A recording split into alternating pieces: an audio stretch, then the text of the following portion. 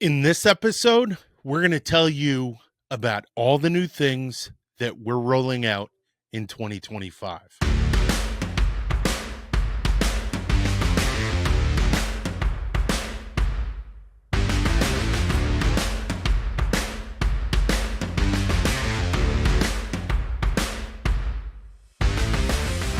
Hey, what's going on? What's going on? What's going on? My name is Michael Sahno, and welcome to the Sea and Land Fitness Podcast, brought to you by Sea and Land Fitness, your premier one-stop shop for, I can't tell you yet because I told you I'm rolling out all this stuff for 2025, and that is one of the big surprises for this episode.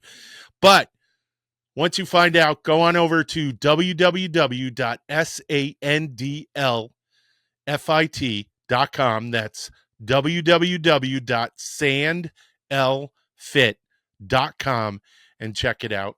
And this podcast is also brought to you by 511 Tactical. Thank you, 511. Your one-stop shop for tactical gear and tactical fitness supplies. I get our sandbags from them. So they are a phenomenal company. Go on over, check them out. Also brought to you by Thorne Supplements. If I take a supplement, I take it from Thorne because Thorne uses third-party verification of their supplements. That means what's on the outside of the bottle on the label is what's inside the bottle. So you are taking the best supplements that you can. Most nutritionists and dietitians recommend Thorne. We are also brought to you by RDX Sports. If you look in the back, you'll see some those red focus mitts that I use for knee raises. RDX Sports makes one of the premier lines of boxing, MMA, and just I got, once I became aligned with them, I got their catalog, and they actually carry a ton of stuff. And there's a bunch of their stuff that I want to put onto our website just because they make a ton of stuff. Exercise bands, fitness equipment, all kinds of stuff. So we got a new sponsor, RDX, and then all of our other sponsors. Thank you guys so much from the bottom of all of our hearts here at Sea and Land Fitness. So what is the big surprise? What is new for 2025? Well, Michael Sahno, came up with a brand new fitness category that I am so jazzed about, so excited. So, pat myself on the back for it because I was going through a little bit of difficulty with the direction and aim for Sea and Land Fitness because there were so many different areas that I wanted to branch out into. And I felt like I couldn't do that because Sea and Land Fitness was about military/endurance fitness. And there were a lot of different frequencies on the spectrum that I felt like if I addressed, I would have gotten away from whatever the core value or core commitment that Sea and Land Fitness had made in this space. So I had to come up with a new fitness category, just a brand new fitness category from scratch. So I'm going to go into a little bit of history on this and let you know what I'm talking about in terms of coming up with a new fitness category. So I was in the Navy for 6 and the Army for 4 years. And when I was in the Army, which was 2001 to 2005, the Army was realizing that the APFT was a good standard, but didn't fully give you insight into the requirements for combat arms in the battle space. So the battle space is, think of it as the area of operations, theater of operations, the battle space, the space where the battle occurs. So they got together with a bunch of, really great eggheads in the physiology and sports and strength conditioning realm area. And they came up with the warrior athlete. Okay. And they came up with this by really examining the tasks, the physical tasks that were required of a soldier or a Marine in this battle space. And they said, these guys, I mean, all the stuff they're doing, they're on par with Division I athletes. They're on par with professional athletes. So let's make a training program for them. And that is where we got tactical fitness. Okay. Another example would be CrossFit. So CrossFit is trademarked. Okay. So it's a trademark name. So you can't use it unless you're affiliated with CrossFit and you pay to use that trademark. So a couple of really ingenuity driven people, I would say, I guess, decided to use one of the terms that CrossFit used to describe itself, and that is functional fitness. So functional fitness became this catch-all for sort of like occupational fitness, what you would do in a daily, throughout your day to lift a box or carry groceries in the house or lift heavy things in your backyard, or you wanted to be functionally fit. So that is another area. So we have tactical fitness and functional fitness. Hey, Peter Madeira, I'm going to have a sip of coffee. That is for you. So Peter Madeira's longtime listener to the show. So we got these two different, we actually have these three. We have tactical fitness, we have functional fitness, we have occupational fitness. So all of those cover sort of what I envision sea and land fitness being, but not wholly. Okay. It wasn't a good set of bookends for what this idea, what this concept that I had in my head was going to be. And I was looking at it, and thank God for online thesauruses. Probably said that wrong, but whatever. Because I was given a word and a light bulb went off, and then gears started turning, and I came up with the name. And it is, are you ready? Professional fitness. And I even came up with a description. So I'm going to bring up the document that I wrote today. And on it is a question: what is professional fitness? So, are you ready? Professional fitness is the level of health and strength that is required for an individual who works in a highly physical occupation to successfully begin and continue to work in this chosen career. So it is a highly physical occupation. So what does that mean? What exactly does that mean? Well, what that means is, and what that covers, is your military, okay? Highly physical. You need a lot of strength, a lot of stamina to get through boot camp. And in most cases, to get through your 4 years. So that also covers law enforcement. Okay. You have to take a test in order to be a cop or federal law enforcement. So there is a standard of fitness that's required. You also have to do it to be a firefighter or a smoke jumper, you know? So you see professional fitness, but we don't just stop there. So those three cover tactical fitness, but I think there's a lot more. So I was watching this show called Wild Crimes, and it takes place in remote areas, forest, national forests, state parks, national parks, all that.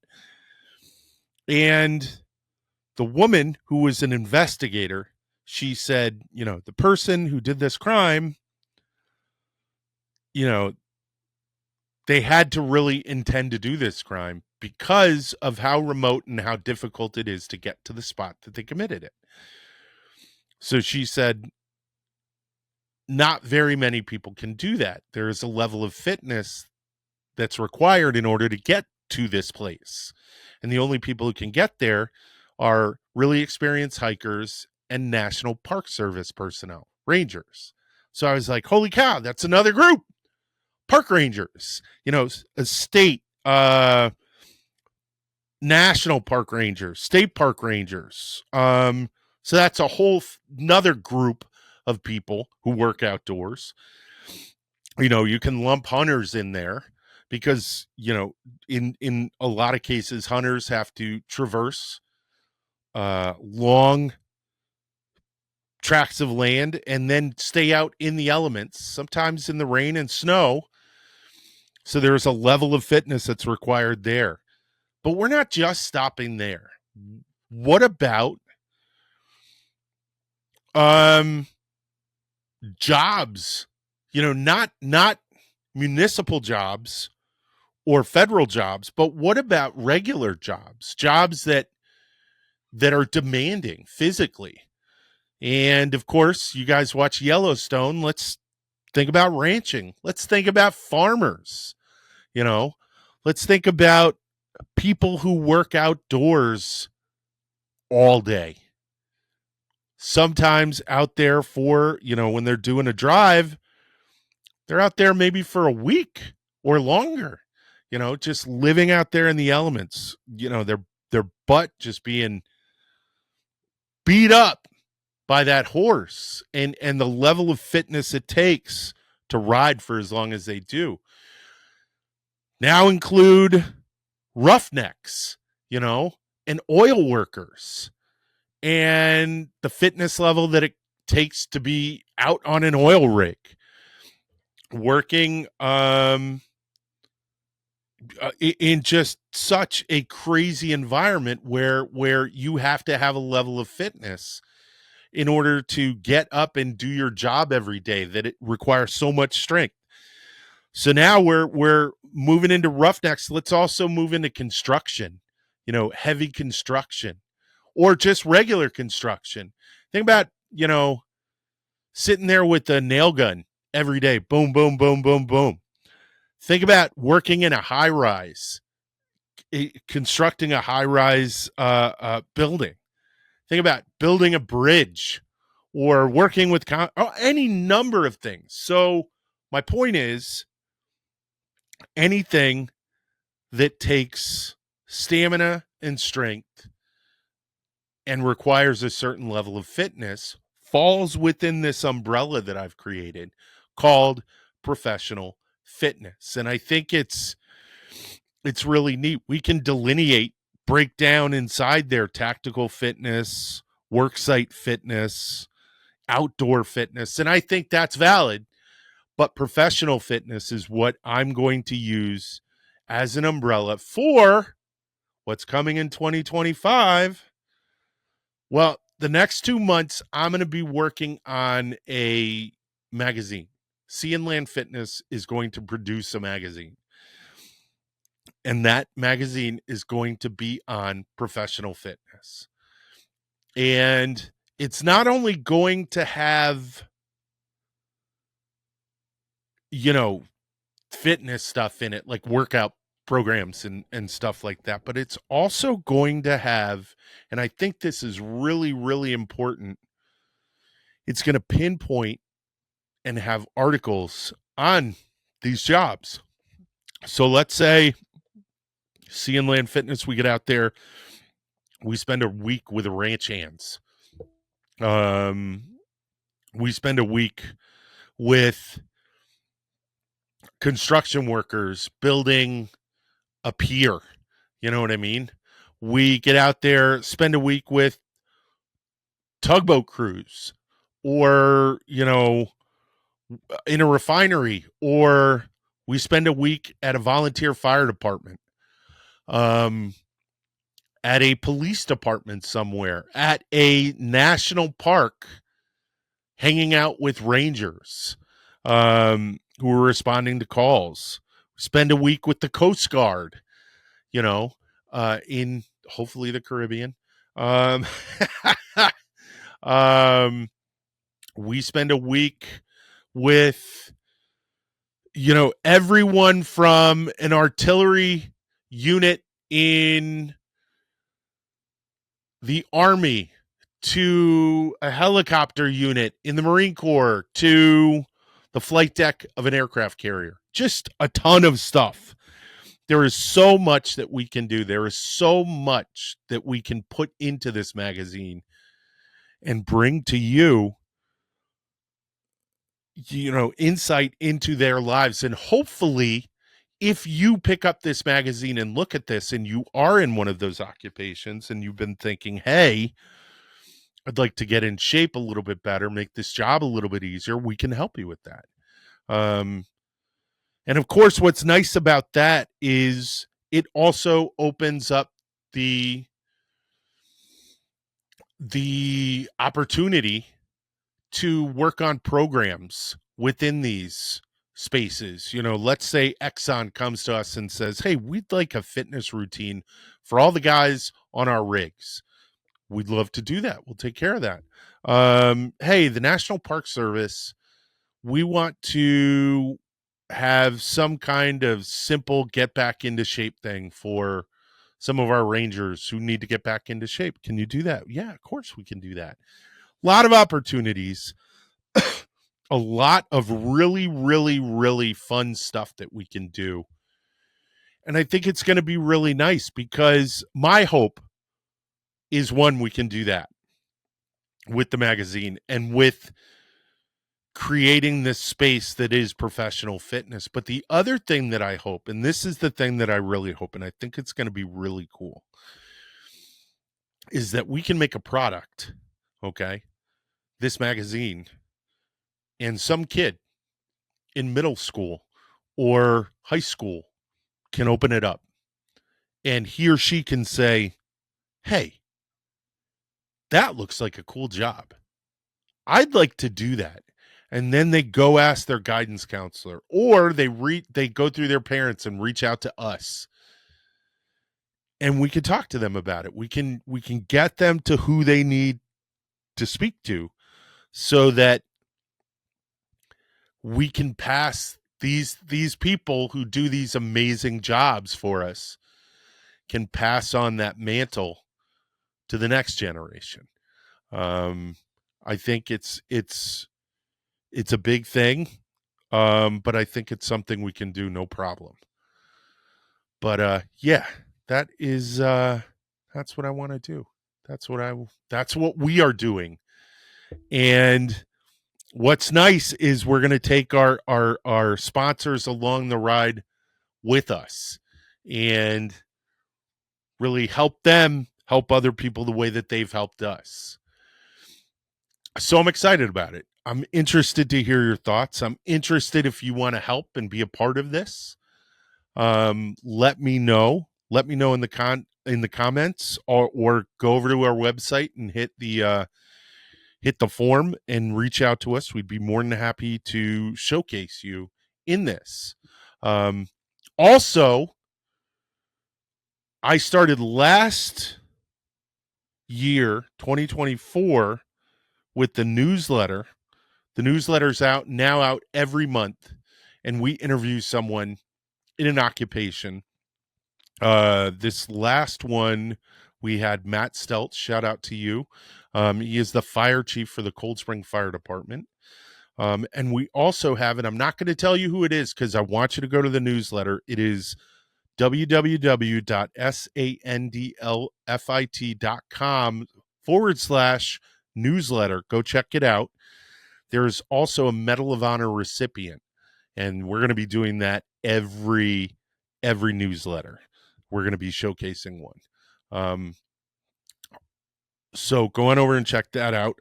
We might also go into stuff like Navy Crosses, Silver Stars, and stuff like that. So it's just, there's a lot of amazing things that people in our services have done, and I want to showcase that.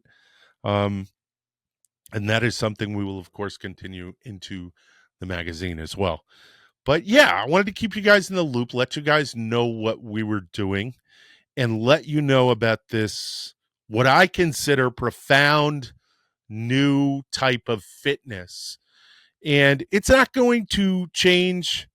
Well, no, it kind of will, I guess. It's going to change how we look at fitness as it applies to our everyday lives. It's not just going to be something that we do to get into shape. It's going to be something from our perspective that we need to do in order to bring the service that we bring to you. You know what I mean? If you're a firefighter, it's bringing that service, requires that fitness.